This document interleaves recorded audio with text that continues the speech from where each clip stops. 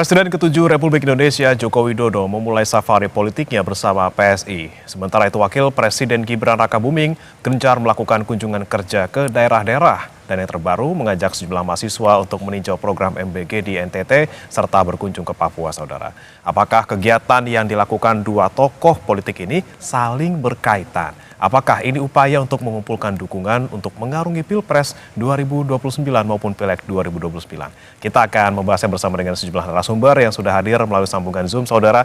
Ada Ketua DPP PSI Bestari Barus, kemudian juru bicara PD Perjuangan Seno Bagaskoro, dan pengamat komunikasi politik UNPAD Kunto Adiwibowo. Selamat pagi Bang Bestari, Mas Seno, Mas Kunto. Selamat pagi Mas. Pagi semuanya Bapak-Bapak. Bang Bestari, saya mau ke Anda dulu nih. Sekarang lagi di Lampung juga Bang Bestari ikut Pak Jokowi. Oh iya. Bagaimana nih so far dari kemarin dan juga hari ini sambutannya dan juga kira-kira Pak Jokowi itu agendanya ngapain aja sih Bang Bestari? Saya kira terutama kepada Kompas, tapi yang media online sudah berkali-kali saya sampaikan ya, tapi hari ini kita ulang nggak apa-apa. Pak Jokowi itu bersama PSI mengunjungi menyambangi Rakorda Partai PSI Kabupaten Mesuji dan Tulang Bawang serta kemudian mengadakan kirab budaya. Nah, ini dilakukan sebagai awal dari kunjungan beliau untuk menunaikan janji, janji bahwa akan mendatangi 38 provinsi, bahkan kabupaten kota, bahkan kecamatan, struktur kecamatan bila dibutuhkan. Saya kira itu saja ya.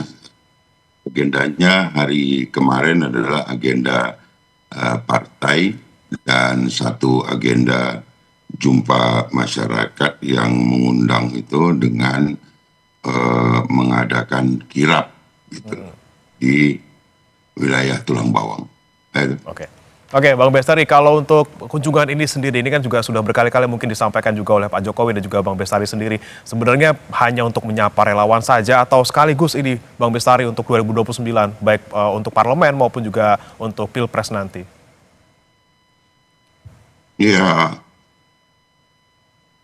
kalaupun untuk hari ini adalah konsentrasi gini, banyak sekali kawan-kawan yang sudah di DPR, sudah bikin undang-undang tapi tetap aja nggak paham bahwa mereka membuat, bahkan ikut membuat, mengawasi pembuatan undang-undang itu sampai kemudian menjadi undang-undang, bahwa kami punya atau peraturan, kami punya kewajiban partai-partai yang belum lolos threshold ini untuk punya kewajiban untuk diverifikasi administrasi dan faktual gitu tahun 2027 bulan 6, sekitar bulan 6 begitu. Jadi ini harusnya mereka-mereka yang sudah di DPR sudah membuat undang-undangnya juga, mengawasi juga berjalannya itu undang-undang dan peraturan-peraturan itu paham gitu. Jadi tidak membodohi rakyat dengan statement-statement lucu yang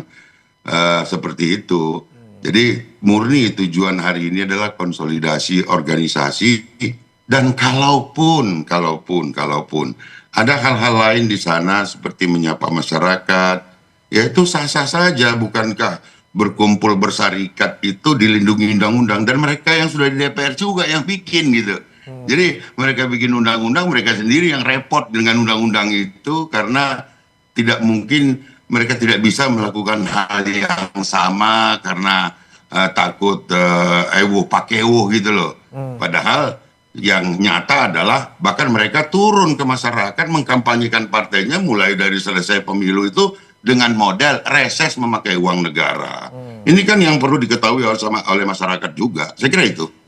Oke, baik. Saya ke Mas Seno. Mas Seno, dari PDIP sendiri melihatnya seperti apa? Ini safari Pak Jokowi sudah dimulai di Lampung. Apakah ini kemudian membuat PDIP juga gimana ya? Nggak mau curi start juga nih, ngikutin PSI juga? Enggak lah, kita biasa aja Mas. Itu kan hak konstitusional semua orang ya. Untuk melakukan apapun ada hak politik. Mau ketemu rakyat sekarang, mau ketemu rakyat kapan, besok lusa, itu hak semua orang. dan kami sangat menyadari itu adalah bagian dari konsekuensi berdemokrasi.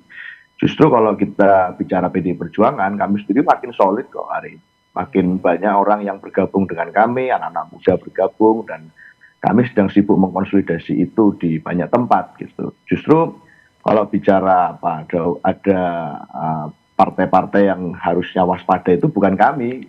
Misalnya Pak Bestari ini kan bukan dari PD Perjuangan sebelum bergabung dengan PSI. Artinya banyak partai-partai lain yang harusnya hari ini itu sedang ya melihat dan ikut mewaspadai ini. Jadi jangan cuma kita terus yang ditanyain soal waspadaan menghadapi apapun itu yang kaitannya dengan safari politik Pak Jokowi. Karena faktanya sampai hari ini belum ada, saya melihat ada tokoh prominent nasional PD Perjuangan yang bisa diajak bergabung meskipun tawarannya macam-macam. Sehingga saya kira ini hal-hal yang biasa saja. Beliau mau melakukan apa silahkan. Tapi alangkah baiknya kalau kemudian bisa jujur saja ya menyampaikan kepada masyarakat bahwa memang ini adalah kegiatan politik. Toh sudah saat beliau turun ke Lampung kemarin juga sudah langsung pakai baju dengan badge logo partai. Artinya kalau dulu disampaikan bahwa oh ini ada masyarakat, ada apa segala macam, masih agak malu-malu gitu ya menyampaikan kalau ini kegiatan politik, harusnya jujur saja disampaikan sehingga jelas gitu loh bahwa ini ya memang konsolidasi partai politik.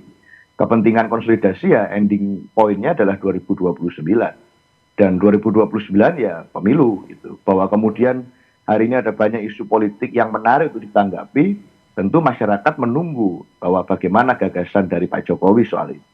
Ada banyak kan isu yang bisa ditanggapi gitu, soal bagaimana misalnya pasca ada penangkapan pimpinan MBG itu bagaimana mengevaluasi pemerintah, soal bagaimana pasca misalnya ada 4 calon manajer KDNP yang meninggal dunia, itu bagaimana kira-kira evaluasi yang ditawarkan oleh Pak Jokowi dan partai politik barunya. Itu kan hal-hal yang menarik untuk ditanggapi sebagai politik ide. Jadi bukan sekedar politik kekuasaan, tetapi lebih ke politik ide.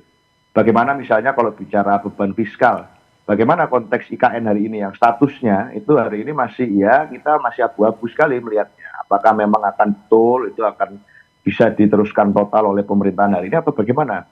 Soal WUS dan kereta cepat misalnya di Bandung, itu yang kemarin sempat di banyak mata memandang ya, pasca beban fiskal utang kita juga membengkak dan lain sebagainya. Bagaimana kira-kiranya keluar dari lubang jarum ekonomi politik itu. Nah, hal-hal semacam ini yang ditunggu masyarakat. Politik gagasan, politik ide. Jadi bukan sekedar politik sebagai suatu kemisteriusan gitu. Oh ini kesini karena apa ya menebak-nebak nanti rakyat. Oh kesini boleh saja ada permainan efek itu. Tetapi yang lebih menarik menurut saya hari ini di mata anak-anak muda, justru apa gagasan yang ditawarkan, kebaruan semacam apa, dan program seperti apa yang harusnya dibagikan ke masyarakat. Kami siap berlomba-lomba kalau dalam konteks itu. Saya kira itu, Mas. Oke, politik gagasan yang kemudian disoroti oleh PDIP gitu ya untuk bagaimana menjawab masalah negara saat ini. Saya ke Mas Kunto. Mas Kunto mungkin juga sempat beberapa kali di Kompas TV Anda juga menyampaikan pandangan Anda soal kunjungan Pak Jokowi saat ini ke Lampung begitu.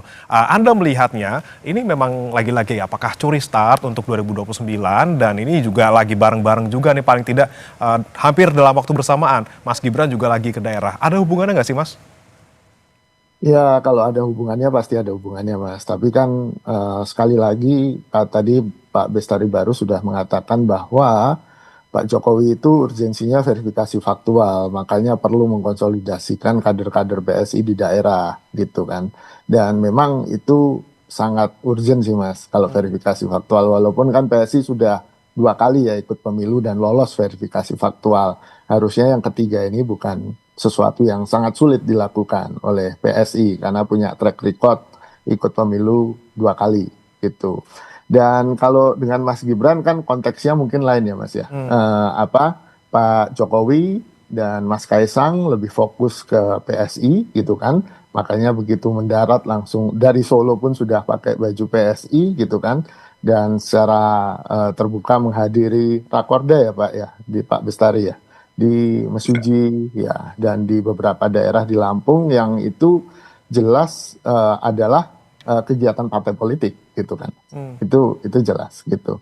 Dan ini menurut saya ya masih sama, ini konsolidasi partai karena memang kalau kita mengikuti cuaca atau iklim menjelang 2029 kan ada musim konsolidasi, nanti sudah musim kemudian turun ke rakyat dan ada musim-musim lainnya.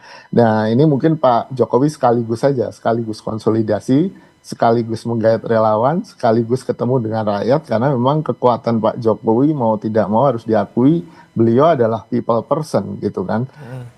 Bahkan sebelum melakukan safari ini tiap hari, hampir tiap hari di kediaman beliau di Solo selalu menerima tamu yang ratusan, bahkan sampai menurut catatan bisa sampai 1.000 orang satu hari kan itu untuk salaman dan berfoto bersama. Saya yakin tidak ada satu mantan presiden Indonesia pun yang pernah melakukan itu gitu, dan itu harus diakui sesuatu yang apa ya, orang atau masyarakat umum sangat merindukan untuk bisa bertemu mantan presiden, untuk sekedar bisa foto, untuk sekedar bisa salaman, dan itu membuat membekas di hati mereka. Dan menurut saya Pak Jokowi sangat pandai memanfaatkan itu.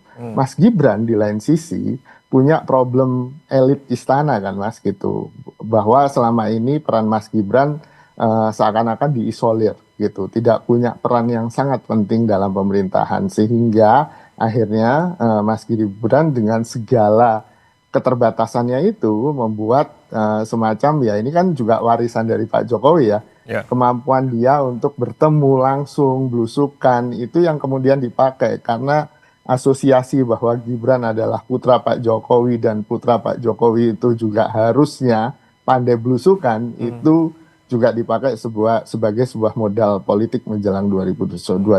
Jadi menurut saya ini berjalan secara paralel gitu. Dan itulah menurut saya kekuatan dari keluarga Pak Jokowi ini, Mas. Oke, baik. Saya kembali ke Bang Bestari. Bang Bestari, ini kita bicara soal Lampung yang menjadi pilihan lokasi pertama dari Pak Jokowi safari politik. Ini memang kebetulan di sana ikonnya gajah gitu ya, ada Taman Nasional Waikambas di sana. Ini ngomong-ngomong soal gajah, apakah memang ingin membangun kandang gajah juga di Lampung? Makanya kemudian Lampung yang dipilih, dan seberapa strategis memang PSI menilai Lampung sebagai sebuah daerah? Ya, saya kira seluruh daerah di Indonesia itu perlu disentuh oleh PSI dan juga dijadikan basis-basis baru, karena memang efek 5 kali menang pemilu ini hanya pernah dilakukan oleh Pak Jokowi gitu ya. Banyak partai mencalonkan diri jadi presiden, bahkan Bu Megawati kan nggak lulus juga gitu, Ganjar nggak lulus, yang diterima masyarakat itu Pak Jokowi. Oleh karena itu standar kami dalam melakukan pergerakan di PSI mengangkat beliau menjadi patron ya dikarenakan oleh apa karya beliau yang ternyata itu yang sangat diterima oleh masyarakat. Kalau hal-hal lain kecil-kecil lah itu kan gitu. Dan tadi saya agak tertarik begini ya, kalau boleh bergeser sedikit tentang apa yang dilakukan oleh PSI. Sekurang-kurangnya PSI juga hari ini memberikan input lah kepada pemerintah supaya jangan lagi terjadi hal-hal seperti BLBI gitu kan. Coba itu tanya Mas Eno, berapa ratus triliun itu yang diampuni itu. Ya, Mas Eno, PDIP kan tahu banget itu soal itu. Nah, kemudian Indosat juga, begitu juga kapal tanker. Nggak sampai begitulah negara ini kan sebelum seberang kurut itu gitu. Kami berusaha untuk tidak untuk konsisten ke depan ini menjaga aset negara lah. Jangan disia-siakan atau dihibahkan kepada mereka-mereka yang cuman mau praktek ambil untung.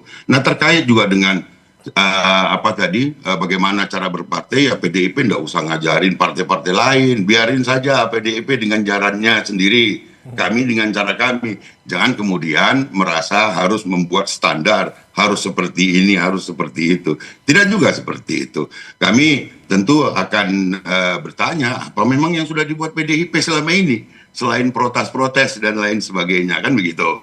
Jadi mari dewasa. Khawatir, kecewa, cemas boleh. Tetapi marilah menjadi partai yang dewasa, yang tidak perlu beragitasi propaganda untuk mendapatkan kembali simpati publik. Itu akan membuat kita lebih damai dan lebih kemudian bisa mensukseskan pasangan Prabowo Gibran ke depan. Saya kira penting menjadi perhatian kita gitu ya. Nah, kalau kemudian ada hal-hal yang kurang cocok dengan apa yang dijalankan oleh partai-partai lain, saya kira partai lain juga biar mengatur sendiri, dan khususnya kepada PDIP, ya sudah atur aja partai kalian. Kalau khawatir terhadap hal ini ya bebenah.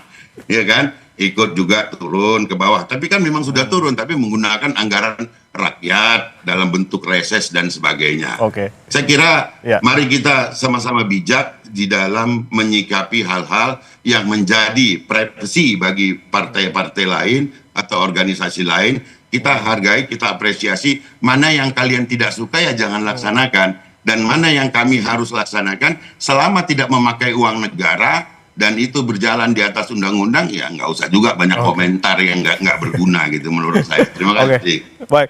Mas Eno, gimana Mas? Emang betul PDIP sedang khawatir dan bagaimana dengan memang caranya PSI yang seperti ini dengan belusukan dan juga cara-cara yang dilakukan oleh misalnya Pak Jokowi dan juga Mas Gibran?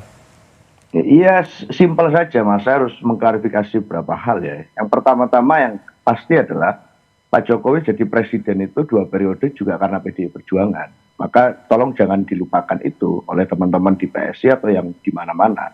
Kami justru memberikan kesempatan bagi siapapun untuk menjadi apapun. Nggak perlu kemudian punya nama besar, nama keluarga tertentu. Nggak ada ceritanya di PDI Perjuangan seperti itu. Justru karena itulah kami memberikan kesempatan kepada Pak Jokowi untuk jadi presiden dan jadi. Mulai dari wali kota. Anda bukan memberikan kesempatan, Anda punya hak apa? Pak Bestari, saya tidak memotong Pak Bestari. Oke, ditahan dulu Pak Saya Bang Bestari. menghormati Pak Bestari. Maka saya akan menyampaikan pikiran saya. Itu yang pertama. Sehingga tidak ada ceritanya kemudian kami itu pada waktu itu kemudian mendorong orang-orang yang kemudian hanya karena kedekatan keluarga, hanya karena nama besar keluarga dan seterusnya. Tidak ada di dalam mekanisme kami itu pemilihan ketua umum yang tidak demokratis di dalam konsep berpartai dan berorganisasi kami. Tentu berbeda, nggak bisa kami 2 hari masuk PDI Perjuangan jadi ketua umum. Justru itulah yang kemudian membuat suatu ekosistem yang menyebabkan Pak Jokowi bisa jadi presiden. Itu sampai kemudian... Kalau di tempat kami nggak bisa meminta. Bang Bestari, tahan dulu Bang. Nanti saya kasih kesempatan ke Bang Bestari Bang. Mas Eno dulu silakan. Nggak masalah Mas. Tentu masyarakat bisa melihat juga kan. Saya nggak motong Pak Bestari dari tadi. Bahkan banyak isu yang mengklarifikasi. Oleh karena itu kemudian kalau bicara seperti itu, kami juga punya banyak catatan itu. Justru kemudian karena itulah pada saat kami merasa sudah banyak value yang tidak sepakat antara kami dan Pak Jokowi dan kami, dan khususnya Pak Jokowi dengan apa yang kami anggap sebagai nilai-nilai konstitusional, itulah kenapa kami memutuskan sudah memecat Pak Jokowi sejak lama. Sehingga tidak ada lagi urusan sebenarnya antara Pak Jokowi dengan PDI Perjuangan. Sudah tidak berrelevan lagi kami untuk berbicara mengenai apa yang kemudian Pak Jokowi mau lakukan, itu terserah Pak Jokowi, nggak ada kaitannya dengan kami gitu loh. Sehingga kemudian karena banyak nilai-nilai yang kami anggap nggak bisa kami sepakati itu. Misalnya kalau hari ini kita bicara apa sih yang kita mau tanya, yang ditanyakan Mas tadi bahkan belum dijawab oleh Pak Bestari soal bagaimana di Lampung itu Waikambas, Menteri Lingkungan Hidup hari ini kan tokoh PSI juga. Bagaimana kemudian melihat maraknya fenomena deforestasi yang dikritik oleh banyak anak-anak muda di medsos di mana-mana. Bagaimana melihat konteks dalam misalnya penurunan kualitas ozon kita. Itu kan tanggung jawab menteri dari PSI. Menteri yang harusnya hari ini ada di garda terdepan untuk menjawab masalah itu. Kalau memang bicara Waikambas, bicara gajah, ya itu. Ini kan berbeda sekali misalnya dengan yang dilakukan oleh iklim politik dunia yang bergerak ke arah sana. Kita tidak lagi kemudian menggunakan politik masa lalu yang mengandalkan pada ekonomi ekstraktif yang merusak alam. Nah ini kan yang tidak dipikirkan dan tidak muncul gagasan itu di kami selama ini. Yang ada adalah ya sibuk menyerang kami, sibuk melakukan taunting politik pada kami, sibuk terus membawa-bawa kami, gitu, berharap kami akan terprovokasi. Tetapi kan selama ini kami tidak membalas itu dengan apa? Kami membalasnya dengan gagasan dan ide. Ayo kita bergerak ke politik ide, ayo kita bergerak ke politik yang berkelas, ayo kita bergerak ke politik yang menyelesaikan masalah, bukan menjadi bagian dari menambah masalah. Kalau kami di PDI Perjuangan saya rasa sekarang fokus di situ, kami santai-santai saja. Gitu loh Mas. Jadi kami anggap ya silakan saja, tapi nanti kan ini kan tadi sudah bisa dilihat oleh masyarakat. Saya kira itu. Sebelum saya ke Mas Kunto, saya ke Bang Bestari lagi nih. Bang Bestari silakan ditanggapi Bang. Mungkin ini kan hanya usul dari PDIP gitu untuk bisa melakukan politik gagasan. Ya saya kira saya singkat saja. Kalau ke Waikambas, persoalan-persoalan berpemerintahan gitu kaitannya dengan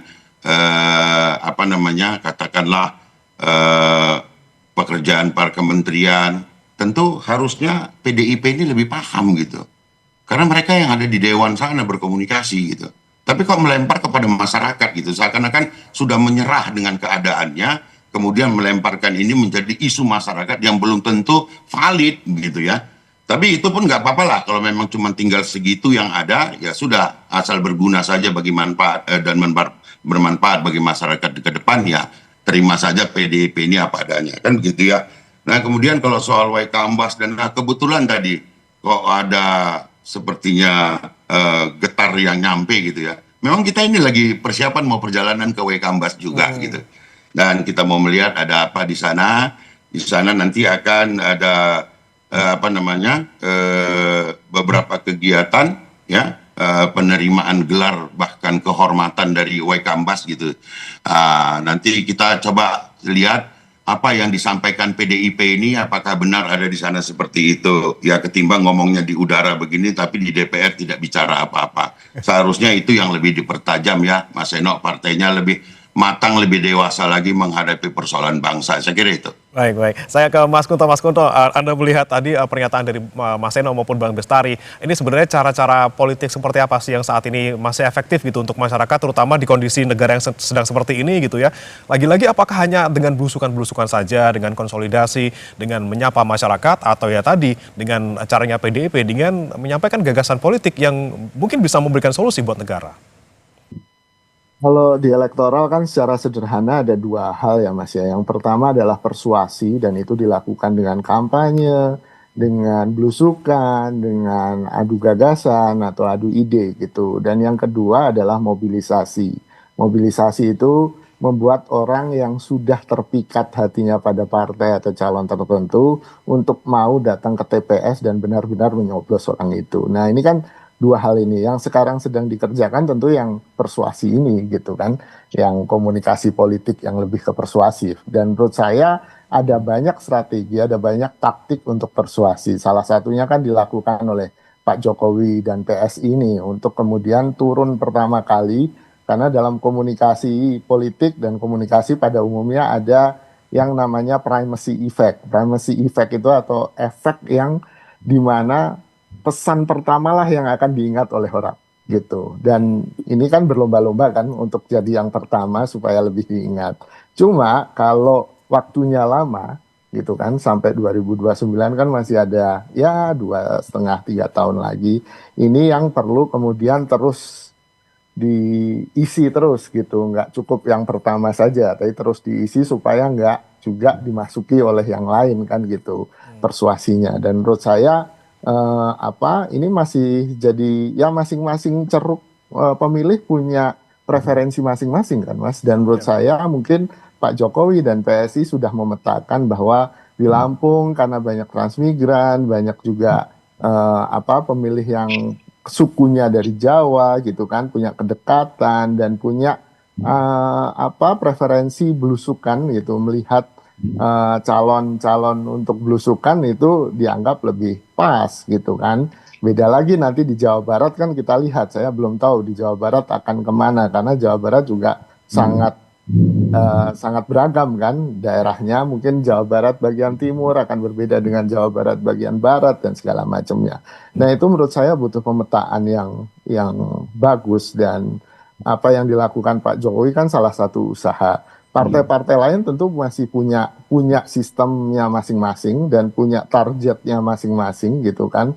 Yang kemudian kalaupun nggak merasa khawatir atau merasa khawatir dengan gerakan yang dilakukan oleh Pak Jokowi dan PSI, ya ini yang harus dipertimbangkan ya tadi, apakah pemetaannya udah bagus, apakah juga sudah taktik-taktik yang dipersiapkan sudah pas gitu kan. Ini yang kemudian akan dibuktikan nanti kan Mas. Gitu. Oke, baik. Saya ke Mas Eno. Mas Eno, ini kan Lampung lagi-lagi nih tempat pertama yang dipilih oleh Pak Jokowi untuk safari politik. Mungkin untuk soal kader-kader, pasti PDIP solid tadi seperti kata Mas Eno gitu ya. Belum ada partai ataupun kader yang berpindah dari PDIP mungkin ke PSI. Nah, tapi kalau untuk dukungan relawan seperti apa ataupun dukungan masyarakat, Mas Eno, apakah kemudian PDIP juga sudah mengantisipasi hal ini?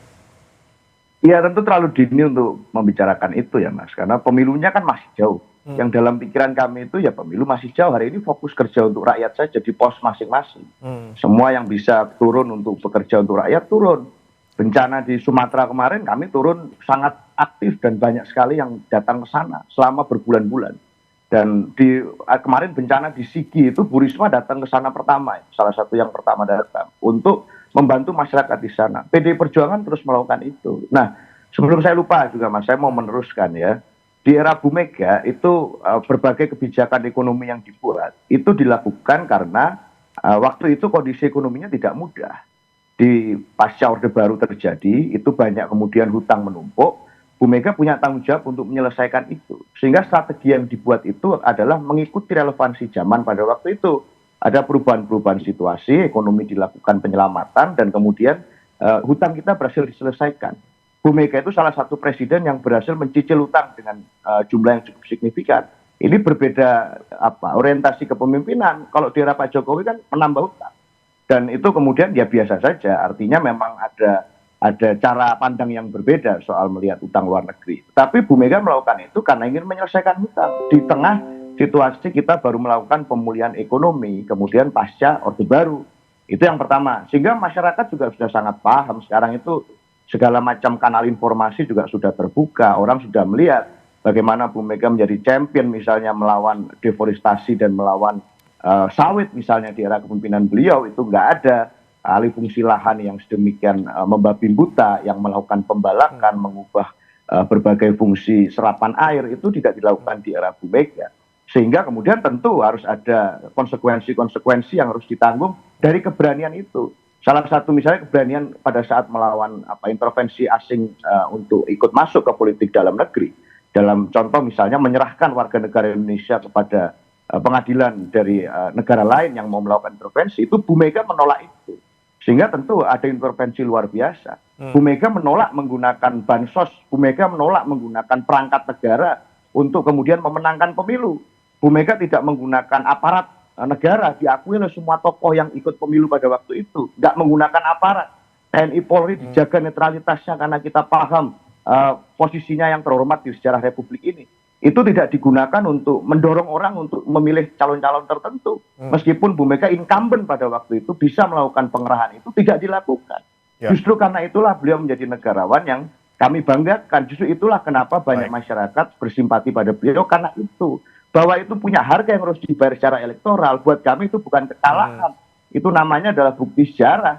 Bahwa kemudian sampai hari ini kami masih menjadi partai dengan kursi legislatif terbanyak, tertinggi gitu, 3 kali berturut-turut. Itu juga bentuk pengakuan loh Mas. Kalau PSI hari ini masih punya tantangan untuk masuk ke Senayan dengan segala tantangan yang berkembang dan gengsi yang hari ini semakin kritis terhadap isu-isu politik yang substantif, bukan hanya performatif saja. Saya rasa hari ini itulah kenapa kami ya santai-santai saja masih konsolidasi dan melakukan kerja-kerja politik nyata di tengah lapangan masyarakat. Ini itu tantangan yang masih dihadapi PSI, Bang Bestari. Terakhir saya ke Anda, singkat saja. Apa yang kemudian ingin dicapai atau target apa yang ingin dicapai Pak Jokowi di Lampung ini dan next akan kemana nih Bang Bestari kira-kira? Ya, saya kira bahwa Pak Jokowi tadi sudah sitir memakai topi PSI dan baju PSI ketika berangkat dari Solo menuju ke Lampung, dan pakaian itu baru dicopot ketika beliau masuk ke kamar karena kami bersama-sama. Artinya apa? Ini penegasan, betul-betul penegasan bahwa beliau sudah ada di PSI, tidak di PDIP lagi, dan itu menjadi masukan yang sangat baik bagi masyarakat yang pernah menyukai Pak Jokowi selama 10 tahun menjadi presiden itu. Dan memang kita rasakan setelah beliau memberikan tanda-tanda itu berduyun-duyun gitu ya. Nggak usah saya sebutkan, nanti terantisipasi pula. Dan mudah-mudahan dari seluruh gerak yang kami lakukan yang sesuai dengan konstitusional dan tidak meminjam uang negara, uang rakyat untuk melakukan kampanye demi ketua umum dan partainya, kami memakai uang pribadi kami sendiri, maka kita berharap kita akan menang dan masuk ke Senayan dalam angka-angka yang membanggakan. Itu target pencapaian kami ke depan. Targetnya. Tapi tinggal Pak Jokowi kapan diumumin jadi Ketua Dewan Pembina nih ya, Bang Bestari, kita tunggu nih kapan. Sudah pakai baju, sudah keliling gitu ya. Kita ini Mas, ada mekanisme yang bekerja di partai kita ini. Tidak kemudian yang suka-suka, yang berprestasi kemudian karena nggak bisa mengikuti menjadi budak ataupun pesuruh partai, ya itu kemudian dipecat atau dikeluarkan. Bahkan masyarakat sebetulnya kalau terkait Pak Jokowi itu Baik. proses saja, nggak dipandang masyarakat. Oke. Kok lama benar Pak Jokowi keluar dari situ? Itu yang kami Oke. dengar di bawah. Oke, Dan baik. mereka sujud syukur ketika Pak Jokowi sudah tidak lagi berada di partai lamanya dan Oke. sudah bersama PSI. Saya kira itu. Oke, baik. Terima kasih Bang Bestari Barus, Ketua DPP PSI, dan juga sebelumnya ada Mas Seno Bagaskoro, juru bicara PD Perjuangan. Sebelumnya juga ada Mas Kunto Adi Wibowo, pengamat komunikasi politik UNPAD, sudah bergabung di Sapa Indonesia Pagi. Selamat pagi, Bapak-Bapak. Selamat Yo, pagi. Selamat pagi. Salam.